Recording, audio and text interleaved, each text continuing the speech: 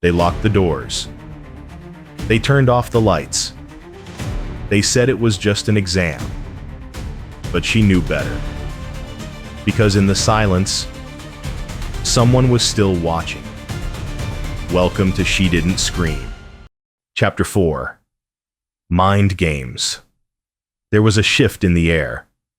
Not the sudden sharp descent that came with death, not the electric silence before a riddle or the mechanical growl of metal doors yawning open. This was something else. Something slower. Something crawling. It coiled beneath the skin and pressed against the skull like a hand too eager to squeeze. It started with Mr. Williams. He had been quiet since Mina's death, eerily so. No comforting words, no protective speeches. Just silence. Stretched taut like a cable pulled to snapping. He positioned himself near the auditorium doors as though shielding them with his very body, but it was clear now that he wasn't standing guard for the students. He was standing watch over them. His posture remained military, shoulders squared, back ramrod straight, chin lifted with that unmistakable air of command. But something had begun to fracture behind his eyes. The discipline was still there, but it sat over madness now like a thin glaze over rotting meat. His hands betrayed him first. They shook, not constantly, but enough. A tremble in the fingers, a twitch at the corner of his jaw, and his pacing. It was too fast, too rhythmic. The kind of movement that spoke not of purpose, but of a man trying to outrun the voice inside his head. When one student leaned in to whisper something to another, William spun so suddenly the motion blurred, then slammed his hand against the wall with a bone-jarring thud. Plaster cracked beneath his knuckles. The entire room jumped. Seraphine saw it all from across the room, curled into herself on the edge of the stage. Her knees were drawn to her chest, arms locked tightly around them, as if compressing herself small enough might help her disappear. Her skin was pale, her lips cracked. There was no rest in her expression, only the haunted gaze of someone whose dreams had begun to rot. But even from where she sat, she saw what the others hadn't quite named yet. Mr. Williams wasn't their protector anymore. He was circling them, watching, judging. Like a guard dog abandoned by its master, feral now, untethered, and choosing its own enemies. It started with Hendrik, a quiet boy, kept to himself, probably just trying to breathe without choking on the fear that had thickened the air. He made it only a few steps toward the side corridor before Williams snapped. The sound of the slap cracked through the auditorium like gunfire. Hendrik flew backward, landing hard on the tile. Blood spilled from his nose in a quick arc, staining the floor like a signature. "No one leaves!" Williams bellowed. He loomed over the boy, face flushed, fists trembling. "Not one step." The silence that followed was like a vacuum. No one spoke. No one moved. Even Miss Caroline, once authoritative, now reduced to a bloodied shadow of her former self, said nothing.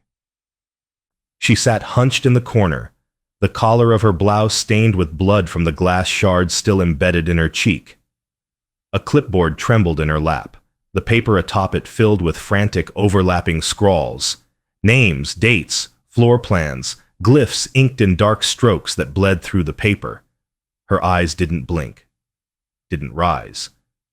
She was somewhere else entirely. But Seraphine saw it. She rose from her crouch and stepped closer. Silent, cautious, like approaching an injured animal. Her breath caught when she glanced at the top of the clipboard. A list. The paper was torn, edges scorched, but enough of it remained. At the top, typed in institutional font, selected participants, Class 12A, final filtering. She didn't need to read far. A column of names ran down the sheet, students from the room. Some were crossed out, Olivia, Mina, Hendrik. Each name had a box beside it. Marked yes, no. Seraphine's eyes dropped to the bottom of the list. There it was, Seraphine Vale. Marked, yes, the words struck her like ice water. She felt the cold begin in her lungs, crawling up her throat like frost. Marked. What did it mean? Chosen? Cursed? Was it a death sentence or something worse? She didn't have time to ask. Another crash. This one louder, near the back. Another student had tried to escape. She couldn't see who, just a blur of limbs, a scream cut off too quickly. Mr. Williams was faster. He tackled the boy, Dustin, and dragged him back into the center of the room by the collar of his shirt like a bag of meat. His boots crashed against overturned desks. He didn't speak right away. He just stood there, over Dustin's sprawled body, breathing like a bull. And then he roared. "You think this is a school?" The words burst from his throat like bile. "This is a battlefield. You move when I say move. You survive if I let you survive." Spit flew from his mouth. His knuckles were split open, dripping red down his wrist. Around him, students cried, some quietly, others with ragged, hiccuping sobs that shook their whole bodies. One girl tried to stand, then sat back down, legs too weak to carry her. But not everyone cried. Some just stared, their faces frozen, not in shock, but in recognition. They knew now, if they hadn't before, that Mr. Williams was no longer with them. He was with it. Whatever it was that had twisted the test into something grotesque, whatever it was that had watched Olivia drown, watched Mina burn, and now watched them with eyes behind the walls. Seraphine stepped backward, sliding toward the darkened edge of the auditorium. She kept low. Her eyes flicked to the side closet, old janitor storage, never used anymore. Her breath was shallow, her pulse a roar. That's when she felt the tug, soft, barely pressure at all. But it was real. She turned, and Jasmine was there, her best friend, the only tether she still had to the real world. Jasmine's face was pale, drawn, her eyes wide, but not panicked. "Come with me," she whispered.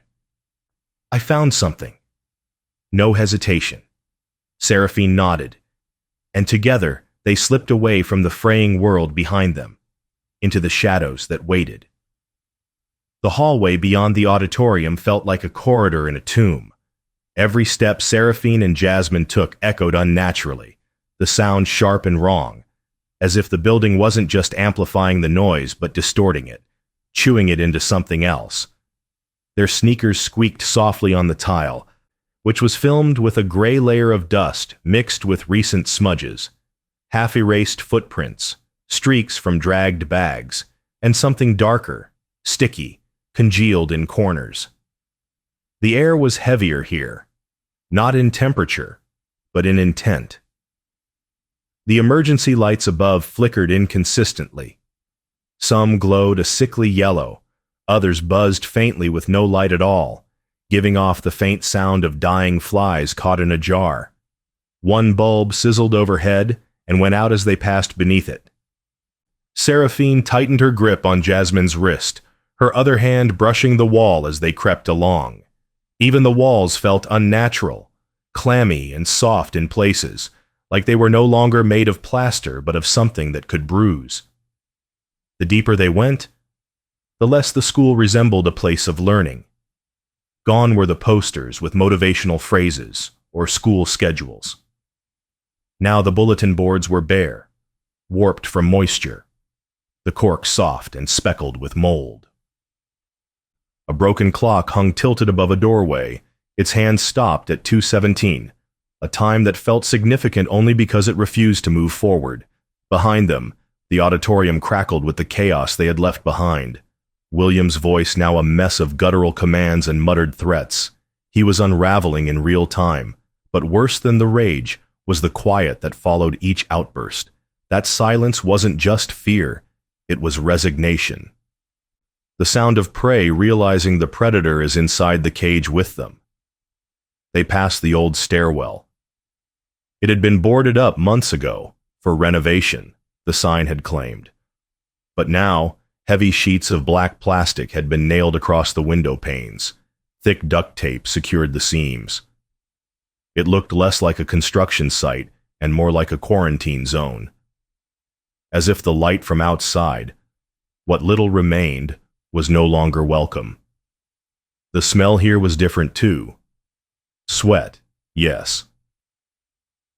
But also old bleach, copper, the distinct scent of something antiseptic failing to mask something organic, something wrong. Then came the first scream, high-pitched, male, and then silence. A silence so immediate it felt unnatural, like the sound had been physically yanked from the air. Jasmine froze, one hand covering her mouth, eyes wide and brimming with dread. Seraphine's voice was barely audible. "Don't stop." But it was too late. Both girls did stop, because just ahead, swinging ever so slightly from a hook embedded in the ceiling, was the first body. The hallway tilted. Or maybe it was just their perception that buckled. The boy was upside down, suspended by a thick, oil-black rope knotted around his ankles. His arms hung limp. His back was bent at an angle that shouldn't have been possible. His shirt was torn, riding up to expose blood-streaked skin where something had clawed him open across the ribs. But that wasn't the worst part. His face. His mouth gaped wide in a final, eternal scream. His lips were split, raw. Blood, some fresh, some dried, coated his cheeks and chin. But it was what had been shoved into his mouth that turned Seraphine's stomach to ice. Wire. Shards of it, coiled and jagged, jammed down his throat. The edges protruded outward, slicing through the inside of his cheeks, turning his death mask into something grotesque and mechanical. He hadn't screamed until he died. He had screamed as he died. Jasmine stumbled backward and dry-heaved, one hand clamped over her mouth, the other gripping Seraphine's arm in a death clutch. There was no countdown this time, no question, no warning, just a word. On the wall beneath the hanging corpse, scrawled in deep, wet strokes, finger-painted in blood, confessed. The letters dripped slowly down the tiles like they didn't want to be read too quickly, as if they were still forming, still bleeding. Seraphine's legs nearly gave out. She backed up against the wall and slid downward until she was crouched on the floor, gasping for air that didn't taste like copper. Her voice came out hoarse, cracked. "What does it mean?" Jasmine shook her head, tears streaking down her face. Who confessed what? No answer came, but the building stirred around them. A new sound slithered up from the far hallway, something scraping, metallic, fast, then slow, like a chain being pulled and released. Then came another scream, this one guttural, strangled, and abruptly cut off with a wet crack. They ran. No more caution. No more stealth. Their footsteps echoed like drum beats now, pounding out the rhythm of their panic. They tore through an old corridor, one the school hadn't used in years. The paint on the walls peeled in curling ribbons. Every door they passed was either locked, warped, or hanging open like a gaping jaw. Mold spread in fat black constellations along the ceiling tiles. They ducked into a storage room. The door barely held on its hinges. Inside, the space was crammed with broken furniture. Twisted desk legs, splintered tabletops, stacks of warped textbooks swollen from moisture. A cracked whiteboard leaned against the far wall, the ghost of old notes faintly visible under layers of grime. In the back corner stood a tall set of filing cabinets. Most were dented. Their labels were smudged or missing entirely. The metal was rusted to a dull orange near the base. Jasmine rushed to one, pulled. Nothing. She grunted and yanked harder. The drawer creaked open reluctantly, as though it too didn't want to be disturbed. Folders. Some charred at the corners, some soaked through. The air smelled like mildew and scorched paper. Then Jasmine froze. She held up a single folder, its edges burned as if someone had tried to destroy it but hadn't succeeded. On the front, Sarah, Class 11B, disappeared, March 14th, 2024. Time seemed to stutter. The temperature in the room dropped 5 degrees in an instant. Seraphine took the folder from her with trembling fingers, her eyes locked on the photograph paper-clipped inside. A girl. Their age. Same uniform. Same vacant, glassy stare. Except her eyes had been scratched out, deeply, repeatedly, not with a pen, but with something jagged. A key. A nail. Beneath the photo was a single line, scrawled in red ink so violently that the pen had torn the paper. She failed the trial. Do not speak her name. Seraphine stared. The weight of the silence bore down on her, but she couldn't help it. She whispered anyway. Sarah. And then the lights above them flickered. A clicking noise came from behind them. From the old wooden cabinet near the wall, the one Seraphine hadn't noticed until now. And then came the voice. A whisper. Grainy.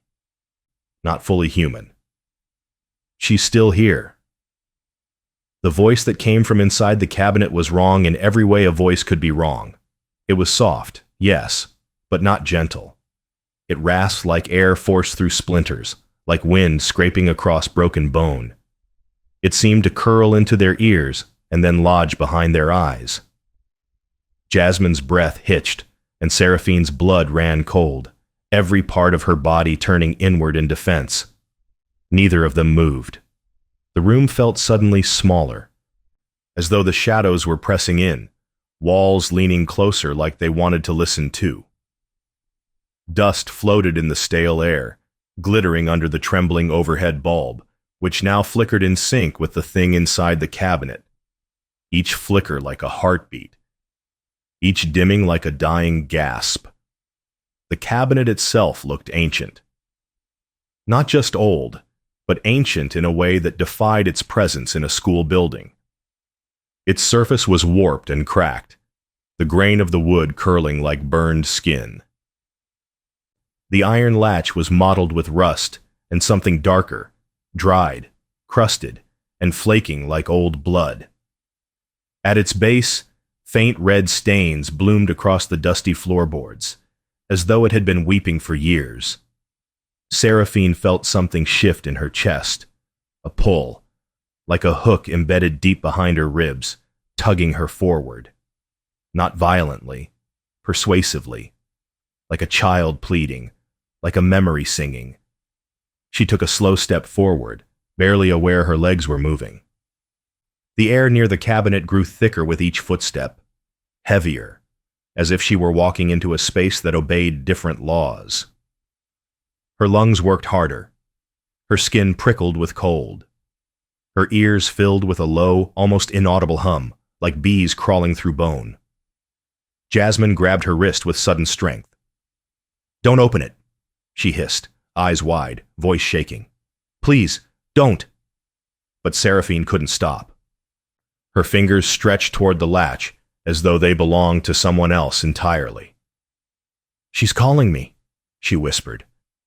Her voice was distant, hollow, as though spoken from a dream. She never stopped. Her fingertips brushed the iron. The latch was icy, so cold it burned, and something twitched inside the cabinet. A thud, another, and then a third, hard enough to rattle the floor beneath them. The entire cabinet rocked forward, groaning on its warped legs. Jasmine gasped and yanked Seraphine backward just as another sound cut through the hallway outside. A scream. Female. It was sharp and wet, like it had been forced through clenched teeth. It broke off mid-note, turning into a gurgle that echoed with finality. Then silence. No footsteps, no voices. Just a hollow quiet that rang louder than any sound they'd heard so far. The girls stared at one another, their faces pale and drawn. Then, without speaking, they ran. Back through the hallway. back past the broken lockers and mold-softened bulletin boards. The lights above them sputtered in bursts now, like the building was breathing fire through its flickering teeth. They turned the final corner and froze. A girl's body was slumped in the middle of the hallway. Laura. Her limbs were wrong. Too long. Too bent. Her spine twisted like a puppet that had fallen mid-dance. Her head lolled to one side, her eyes glassy and unseeing, her jaw slack. But it wasn't her position that made them stop in horror. It was how she was displayed. Her arms had been bound at the wrists with thick ceremonial ropes, the kind used in ancient rites, not modern restraints. The cords stretched across the hallway, tying her between two metal coat hooks on either wall. Her body hung suspended by her outstretched arms, knees dragging on the ground, spine arched in agonizing submission. She hadn't just been killed, she had been offered. Beneath her, painted in thick strokes of her own blood, was a perfect circle. Inside it, strange symbols curled in patterns that made Seraphine's head ache just looking at them, twisting geometries that refused to settle, lines that seemed to move when glanced at from the corner of her eye. It wasn't graffiti, it was a sigil, ritualistic, precise, terrifying. Seraphine staggered forward a step, hand against the wall for balance. Her stomach twisted violently. On Laura's bare chest, carved deeply with something jagged and dull, was a single word: erased. The letters were uneven and cruel, as if whoever had cut them didn't care about pain, only permanence.